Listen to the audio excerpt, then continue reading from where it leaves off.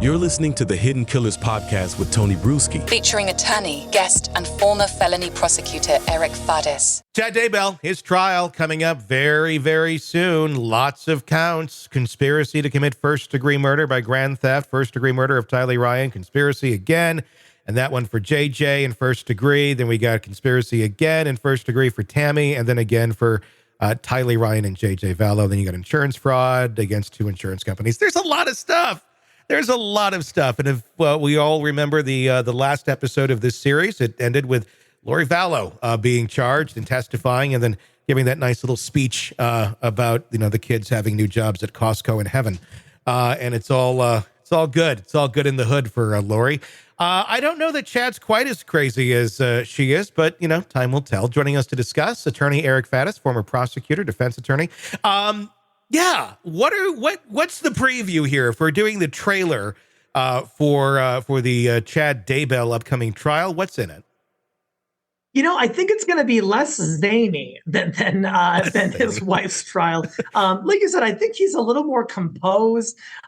He's not completely out of left field, at least comparatively. And so I think that's in part why they have these insurance fraud charges here, because because a lot of people are saying, the mother was crazy, but Chad Daybell, did he really have a motivation to kill his kids, whatever, or to kill these kids? And I think that the prosecution is going to say, well, look, he had a motive aside from the religious extremism to make money off. He's going to gain, or he thought he would gain, from these potential insurance policies. And so even if you don't think he's as off as rocker, there are still reasons why he did this, jury, and you should believe those, is what the government is going to say. Yeah, I mean, and the defense that I don't even, what is going to be the defense? She told me to do it? I mean, there already was that statement that they released several months ago, probably almost half a year ago now, which basically admitted to the crimes without, completely saying it.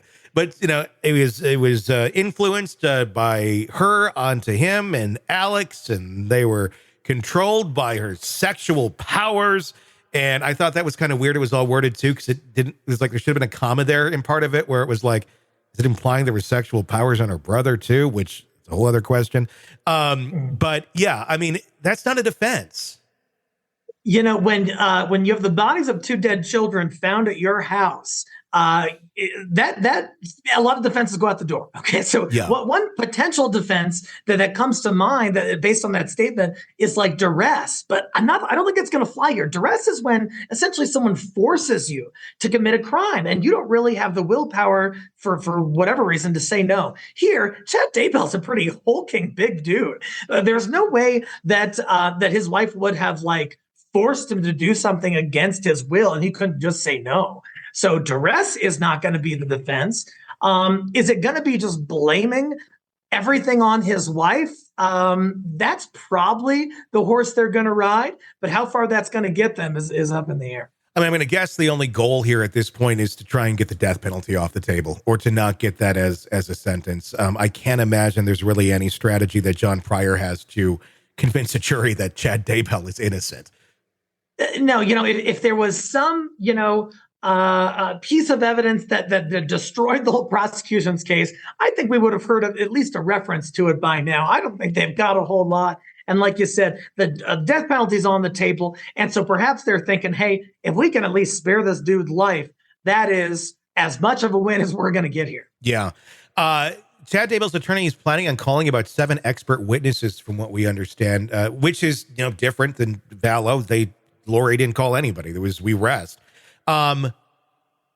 Well, I mean, they didn't go into details as to who these expert witnesses are or what topics they're experts on. But if you were to make a guess, what kind of expert witnesses are coming to testify on behalf of Chad Daybell? There's been recently some experts proposed who essentially will talk about how a person's will can be overborne by mob mentality or religious extremism, or how someone can be impressionable and that can change their view of reality. Now, not all courts are going to allow that kind of expert to testify. but perhaps it's something like, oh, religious extremism was at play, and that can really affect people and their behavior. Perhaps it's a psychological expert who's going to say Chad Daybell was going through a lot or was impressionable at the time.